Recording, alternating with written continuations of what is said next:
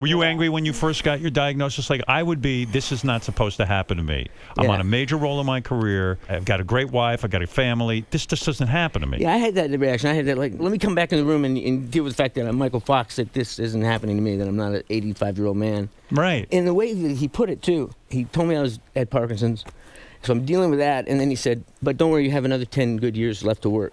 Yeah. And I was 29 years old. Right, unbelievable. Wow. So and that was 20-something years ago. So some people were angry you didn't tell people right away. Everyone had judgments to make. Yeah. I don't know why. It was really strange because everybody had an opinion about it, and that kind of really helped me because I realized how bullshitty that was. Right. That the only opinion about it that mattered was me. Yeah. And it was funny too because I testified in front of Congress about funding for Parkinson's really early on, and I didn't take my medication because I wanted them to see what it does to a person. Yeah. And then a lot of people had opinions about that. How dare he not take his medication? And I thought, how dare I not take my medication? What the fuck? Yeah, I mean, what's that to them? It was a strange time because, like I said, the guy told me I had 10 years left to work, and it was like being stuck in the middle of the road with cement feet, and a bus is coming, and you don't know when it's coming, and you can hear it, but you don't know when it'll be there, and you don't know how hard it'll hit. Did you go into therapy right away? I'm talking about psychotherapy. A couple years later, I did. You waited a couple of years. My first reaction to it was to start drinking heavily.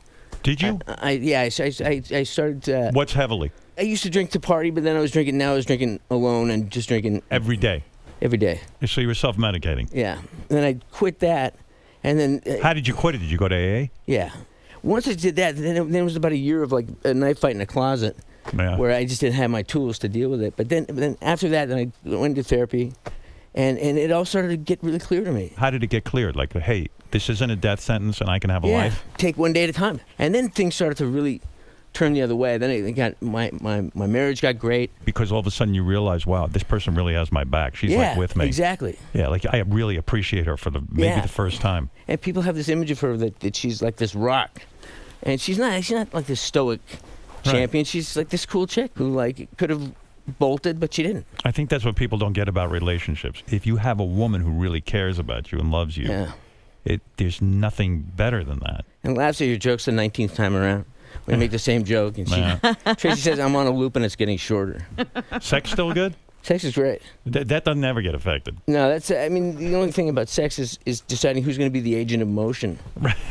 Yeah, who's moving faster. Yeah. You get some new moves, I guess. Yeah. And what about the kids? Are they going to be... do that again? I was like, I can't do it again. That just happened. That was spontaneous. That just happened.